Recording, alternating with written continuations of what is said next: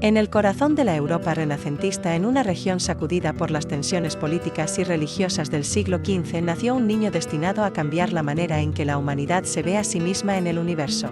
Ese niño fue Nicolás Copérnico.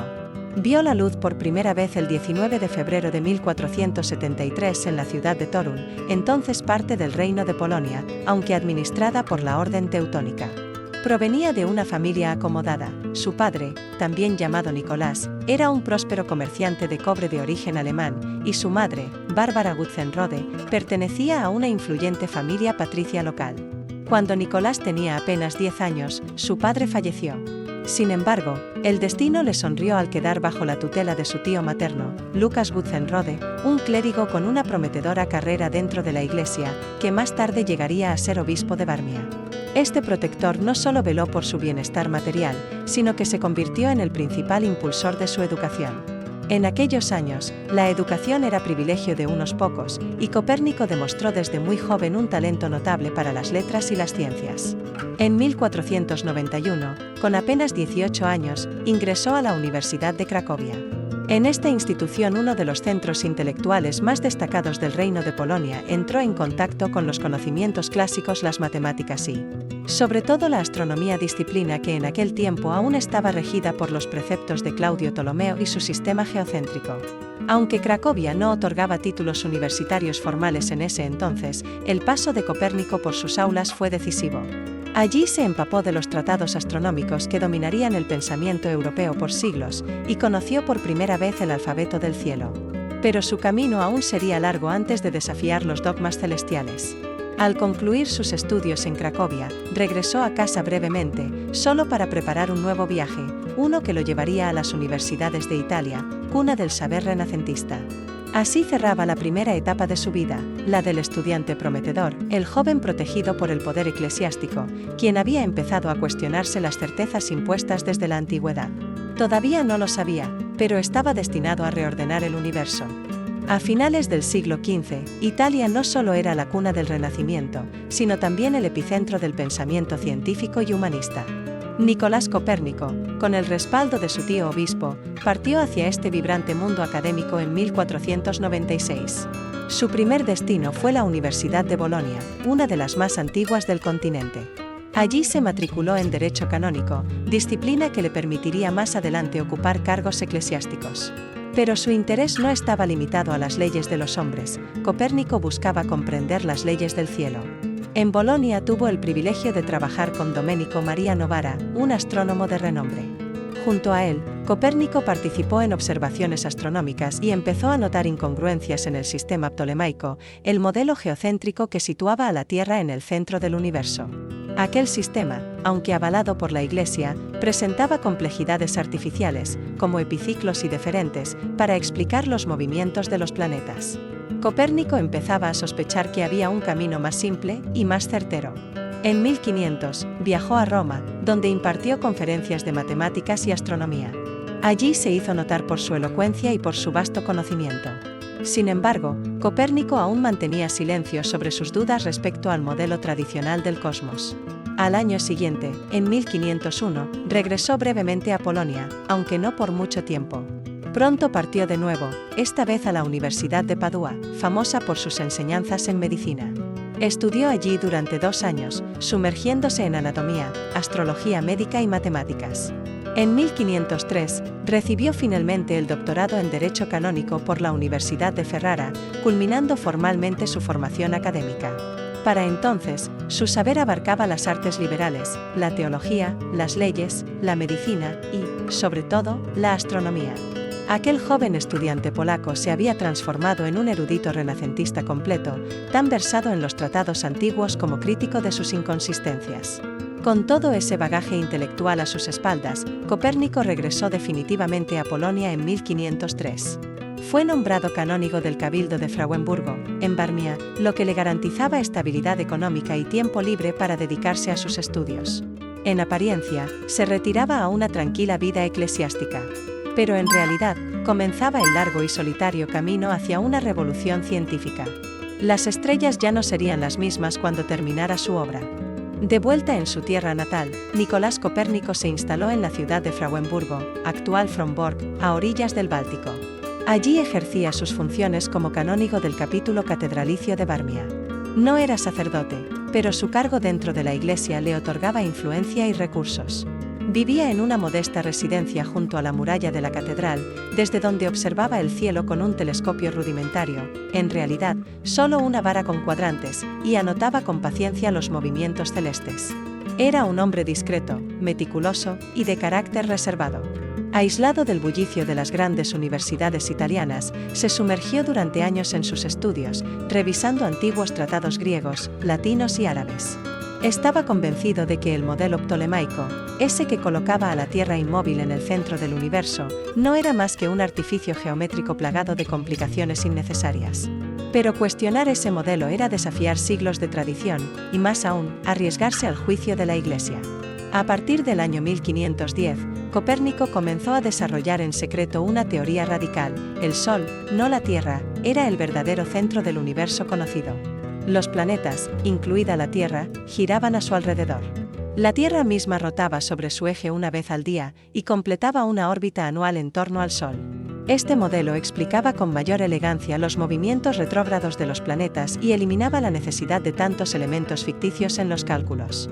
Pero Copérnico no tenía prisa por revelar sus hallazgos. Sabía que sus ideas, si bien más simples y precisas desde el punto de vista matemático, contradecían las creencias aceptadas por la Iglesia y la ciencia de su tiempo. Así, redactó un breve manuscrito titulado Commentariolus, una especie de resumen de sus teorías heliocéntricas, que circuló de forma privada entre sus colegas más cercanos hacia el año 1514. Este pequeño tratado no se imprimió ni se difundió ampliamente. Era una semilla lanzada con cautela, un esbozo de la revolución que vendría. Durante esos años, Copérnico también se dedicó a múltiples tareas administrativas y diplomáticas al servicio del capítulo de Varmia. Fue médico, contable, reformador de moneda e incluso participó en negociaciones políticas con el Reino de Polonia. A pesar de su formación eclesiástica, llevaba una vida más cercana a la del sabio laico que a la del clérigo. Aislado, prudente y meticuloso, Copérnico tejía en silencio una nueva cosmología. Sabía que su idea podía cambiar la forma en que el ser humano comprendía su lugar en el universo, pero también sabía que todo debía hacerse en el momento justo. El tiempo aún no estaba maduro para desafiar el orden establecido. Por eso, esperó. Durante décadas, Nicolás Copérnico trabajó en su gran obra en silencio, en la soledad de su torre en Frauenburgo. Observaba el cielo con instrumentos rudimentarios, sin telescopios, aún no inventados, solo con su intelecto, su formación matemática y su fe en que el universo debía ser comprensible. Año tras año, perfeccionó su modelo heliocéntrico. Comparó observaciones antiguas y contemporáneas. Corrigió datos. Calculó órbitas.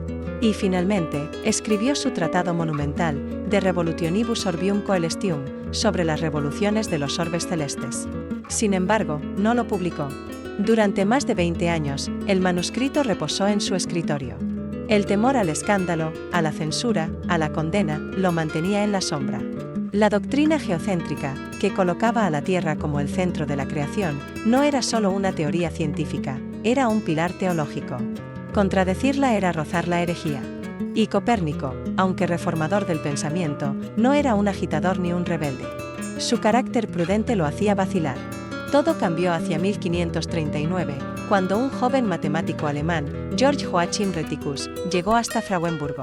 Rheticus era profesor en la Universidad de Wittenberg y discípulo de Philipp Melanchthon, líder del protestantismo luterano. Fascinado por los rumores sobre el modelo heliocéntrico, viajó hasta el Báltico para conocer al sabio. Lo encontró anciano, reservado, pero intelectualmente lúcido. Durante 2 años, Rheticus convivió con Copérnico y estudió su teoría en profundidad. Alentó al astrónomo a publicar, y como primer paso, imprimió un adelanto de sus ideas en 1540, el Narratio Prima, el primer texto impreso en el que se presentaba públicamente el sistema heliocéntrico. La recepción fue cauta, pero no hostil. Fue la señal que Copérnico necesitaba. Finalmente, accedió a que su obra completa fuera publicada. Rheticus confió el manuscrito a un editor en Nuremberg, Andreas Osiander. Sin embargo, Osiander, temiendo el escándalo, introdujo sin permiso un prólogo anónimo que presentaba la teoría heliocéntrica como una mera hipótesis matemática, no como una descripción literal del cosmos. Un gesto de protección, pero también una distorsión que molestaría a los futuros lectores. Mientras tanto, Copérnico seguía su vida en Frauenburgo, cada vez más debilitado por la edad y la enfermedad. No supo del prólogo manipulado. Solo deseaba ver su obra impresa antes de morir. Y ese deseo, al final, se cumplió. En mayo de 1543, un ejemplar de De Revolutionibus llegó a sus manos. En su lecho de muerte, casi ciego y paralizado, Copérnico pudo tocar por fin las páginas que cambiarían la historia del pensamiento humano. Moriría pocas horas después, el 24 de mayo, a los 70 años. La muerte de Nicolás Copérnico en 1543 marcó el fin de una vida dedicada al estudio silencioso del firmamento, pero también el inicio de una verdadera revolución científica. Su obra De Revolutionibus Orbium Coelestium sentó las bases de la astronomía moderna y desafió la visión tradicional del universo que había imperado durante más de 1500 años. Sin embargo, la aceptación de su modelo heliocéntrico no fue inmediata ni sencilla. Durante las décadas siguientes, la Iglesia Católica y la comunidad científica continuaron aferrándose al sistema geocéntrico. La doctrina ptolemaica era cómoda, y el nuevo modelo de Copérnico, aunque matemáticamente más elegante, ponía en entredicho dogmas religiosos y filosóficos fundamentales. Aún así, algunos astrónomos y pensadores comenzaron a explorar sus ideas. Tycho Brahe, Johannes Kepleri y más tarde, Galileo Galilei, se inspiraron en las teorías de Copérnico para ampliar y perfeccionar el conocimiento sobre el cosmos. Galileo, con sus observaciones telescópicas, confirmó fenómenos que apoyaban el sistema heliocéntrico, aunque también enfrentó severas críticas y persecuciones. Además de la astronomía, Copérnico influyó en la filosofía natural y en la cosmovisión del Renacimiento. Su modelo desplazó a la Tierra del centro del universo, un cambio que tuvo profundas implicaciones para la humanidad. El hombre dejó de ser el centro de la creación y pasó a formar parte de un sistema más vasto, regido por leyes naturales. El término «revolución copernicana» no solo alude al cambio científico, sino a una transformación cultural y espiritual. La obra de Copérnico abrió las puertas a la ciencia moderna, basada en la observación, el cuestionamiento y el método matemático. Por eso, es considerado uno de los padres de la astronomía y precursor del método científico. Sin embargo, durante su vida, Copérnico fue un hombre modesto y prudente, más interesado en buscar la verdad que en confrontar a la autoridad. Nunca buscó fama ni gloria, su pasión era comprender el cosmos. Su legado, sin embargo, trasciende épocas y fronteras, y su nombre perdura como símbolo de la curiosidad humana y el avance del conocimiento. Nicolás Copérnico fue mucho más que el astrónomo que desafió el cosmos, fue un hombre de múltiples talentos y facetas.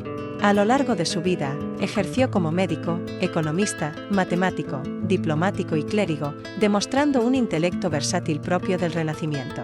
Su formación humanista lo llevó a estudiar no solo los cielos, sino también la naturaleza humana, la ley y la sociedad. Aunque hoy lo recordamos principalmente por su modelo heliocéntrico, Copérnico también realizó importantes contribuciones en la reforma monetaria en Prusia, donde implementó cambios para estabilizar la economía local. Como médico, atendió a pacientes en tiempos difíciles, mostrando una preocupación genuina por el bienestar de su comunidad. En lo personal, fue un hombre reservado, que evitó los focos de atención y las controversias públicas. Se dedicó a la observación paciente y al análisis riguroso, características que le permitieron elaborar un modelo astronómico revolucionario sin abandonar su fe ni sus responsabilidades eclesiásticas. La publicación de De Revolutionibus coincidió con el final de su vida, por lo que no pudo ver el alcance completo de su influencia. Sin embargo, su obra sembró la semilla que desencadenaría la revolución científica, un proceso que cambiaría radicalmente la visión del mundo y sentaría las bases de la ciencia moderna. Su modelo heliocéntrico fue confirmado y ampliado por generaciones posteriores, y hoy Copérnico es considerado uno de los pilares fundamentales en la historia de la astronomía. Su valentía intelectual, su rigor científico y su visión audaz le han ganado un lugar permanente en el panteón de los grandes pensadores. Más allá de sus descubrimientos, la vida de Nicolás Copérnico nos recuerda que el progreso científico suele ser lento y silencioso, fruto de la paciencia, la humildad y la dedicación incansable. Su legado sigue vivo cada vez que miramos al cielo y preguntamos, con la misma curiosidad que él tuvo, ¿cuál es la verdadera naturaleza del universo?